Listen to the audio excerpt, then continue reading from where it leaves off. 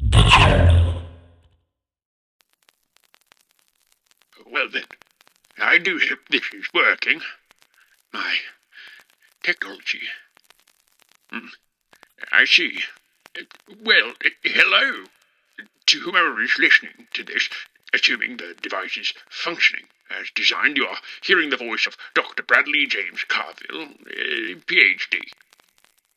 I am recording this message from the coast of the Canary Isles, just off the shoreline of Maine. I have secured a small cottage where I might do my research. Distinguished Professor Emeritus at Beale University, you see. I'm currently on sabbatical and have, well, what feels like ages to write up my reports. No classes, you see. A bit more about myself. I've been placed in charge of establishing a quantum physics department at my university. This is my area of research, you see, and after teaching in the sciences for the last 25 years at BU, I've finally succeeded in convincing my dean that the quantum physics is a worthwhile endeavor to pursue. I have begun recruiting faculty to hold positions in the new department, and I'm hopeful that a cohort of up to 12 graduate students will be under our tutelage over the course of the next 3 years. Perhaps wishful thinking, and that is indeed not the reason for these recordings. Though this work may be tangentially related to student recruitment, success of the department and all that, quite. The reason I have procured this audio recording device is twofold. First, given the fledgling nature of my scholarly focus, I find it important to document the early findings of researchers in my field. Quantum physics is approaching its semi-centennial anniversary, you see. I suppose I didn't mention the date. It's April 19th, 1948, and 1950 marks the 50th anniversary since the Berliner Max Planck announced the first formula used for... no matter. The second reason, the more important reason, is because over the course of the last several months I've been modulating some formulas of my own, you see. The problem is that my mathematics don't seem to line up with previous calculations. Not that my calculations are incorrect, you see, and not that theirs are either. In fact, after running the same numbers through the same hypothetical formulaic designs, I have noticed that results have been, well, consistently inconsistent. To oversimplify things, imagine being taught your entire life that 2 plus 2 equals 4. And then, when you say, well, surely 1 plus 3 would also equal 4, you are met with a different result. You get 3.9, or perhaps 4.1. Almost, but not quite 4. Now, this confounding experience in reality is much smaller indeed than 1 decimal point. However, here is where things get interesting. The miscalculations, the decimal dust, as we call it. It seems to change based on both the time of day in which the numbers are plugged into the formula, as well as where I physically am when conducting the math. There is, well, surely those listening would be familiar with Albert Einstein. His work related to the theory of relativity is quite brilliant indeed, and, well, if I understood his notes correctly, Einstein believed that the positioning of bodies could effectively alter time and space, albeit in the tiniest of ways. These modifications, these manipulations, would occur in such a way that no normal person, even when shown the effects, would care or even notice it was happening. I think that perhaps gravity and motion may not be created equal here on Earth. I'm not sure how to account for this phenomenon. It's all quite confusing indeed. You see, Einstein was eons ahead of his time, and because of that I believe it's likely that he... well, it's not that he overlooked things. Science, as we often say, is self-correcting, and to that end it's possible, indeed inevitable, that Einstein's understanding of time and space is limited by its own proclamations. To explain, one cannot learn without drawing from what others have already learned. Einstein was and is a pioneer in his field, but 10, 20, 80 years from now, we will know much more. That to say, I speculate that these fractal inconsistencies in our calculations might be a gateway, a portal to a better understanding of not just the mathematics nested within physics, but our very state of being. I'm getting ahead of myself, surely. The ultimate goal of these recordings is not only to track my progress in mathematical calculations, but also to allow space for conceptual discussion. Indeed, the process of developing equations, formulas, models are often informed by qualitative discussions. Consider the case of Lawrence Tyson. He, at the age of 16, was imprisoned for murdering his little sister, then aged 12, in the year 1941. Lawrence, his mother, and his other siblings all insist that not only was Lawrence with them at a local carnival at the time of his sister's murder, they claim she was as well. Simultaneously, testimony during his trial featured no less than 5 eyewitnesses who claimed to have seen Lawrence emerging from a wooded area covered in blood at the site at which the murder was confirmed to have taken place. How, then, could a boy be 2 places at once? Well, Occam's razor would suggest that the family was lying on behalf of Lawrence. But how, then, could the defence have presented a newspaper from the following day featuring a photo of Lawrence, his sister, and indeed the whole family in line for the Ferris wheel? I have collected several stories similar to this one, and my goal is to review them over this recording so that perhaps I or someone else listening might be able to draw a common thread. The case of Lawrence Tyson is an anomaly. There is no window of time that allows for Lawrence to have both attended the carnival and also have murdered his little sister. The jury concluded, based on evidence most shaky, I might add, that Lawrence, after the carnival, must have led his sister into the woods where he then took her life. This simply does not comport with witness testimony, who all claim to have seen Lawrence emerge from the woods hours before the carnival even began that night. So, how? The prosecution said that their collective trauma caused a misremembering of the time of day. As I said, most shaky indeed. Now, I propose that human existence here in time and space might not be as simple as we understand. Lawrence, years into his sentence, confessed that he did indeed murder his sister, but he claims it was forced. He claims he was protecting her. Lawrence, now an adult, explained that he and his sister, there at the carnival, had wandered off into a space that they were not supposed to see.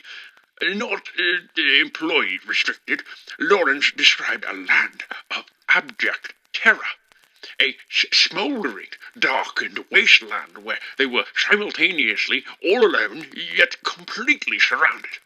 His statement is unsettling, to say the least. As a quantum physicist, I am intrigued by both Lawrence's ability to exist in 2 places at once, and also the description he gave of his surroundings. I will now quote from his prison confession. If I talk about it, you won't ask again, right?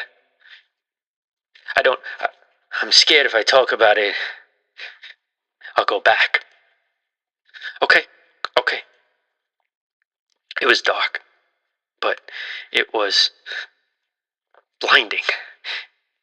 Everything was glowing, but on the inside, I couldn't see. She couldn't either.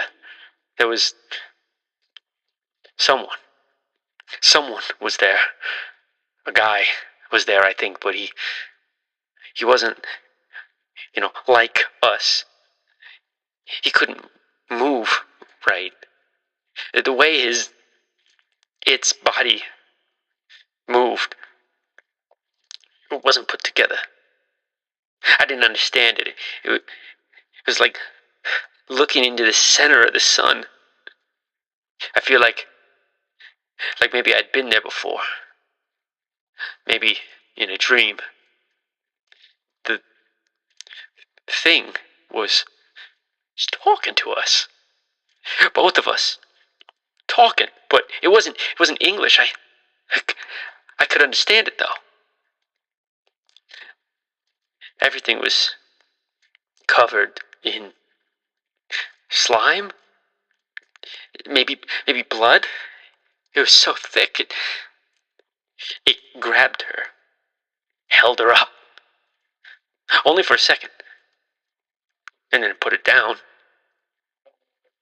She looked old after.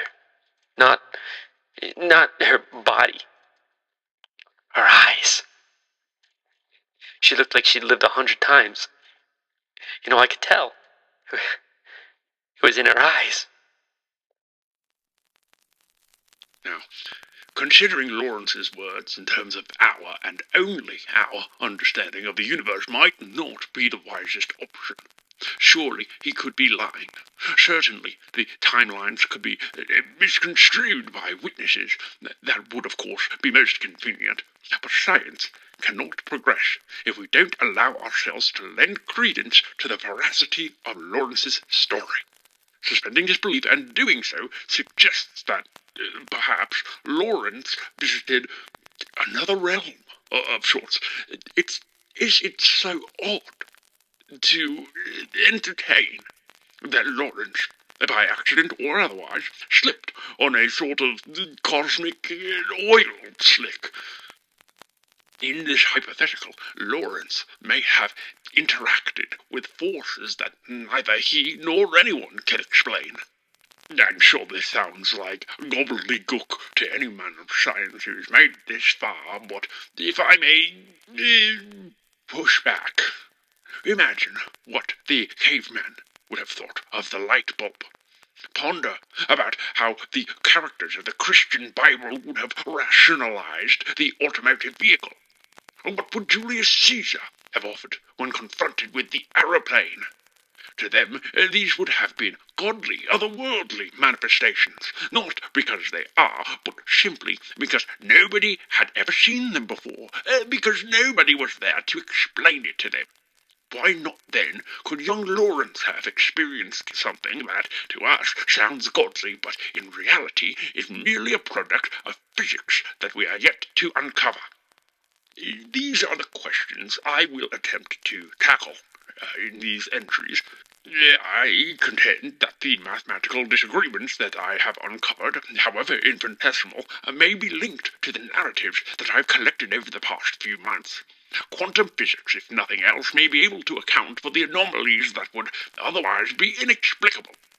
Perhaps, if I may be presumptuous, it may be the tool that connects man with God, or whatever we assume God to be. I think that we... Oh. Hello?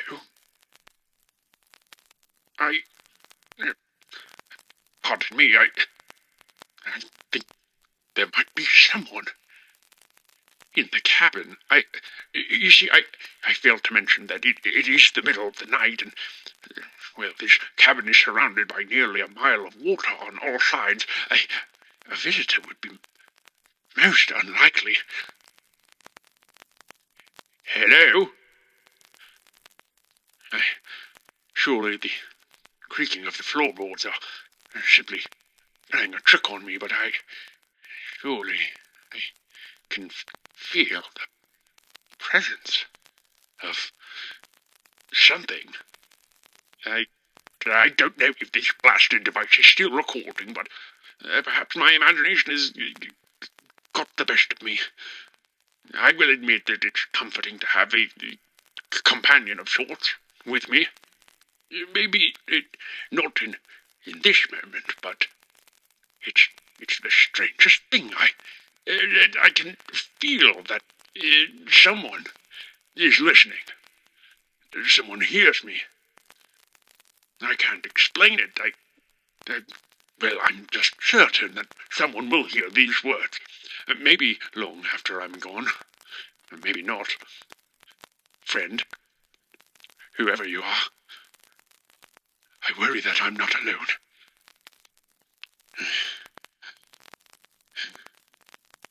I have the strangest feeling.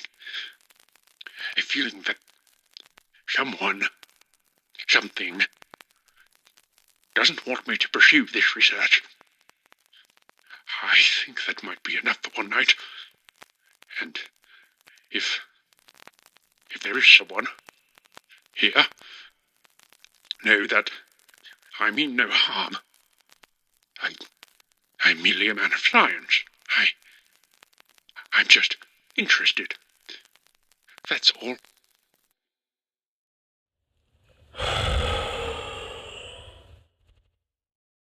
Oh, my God.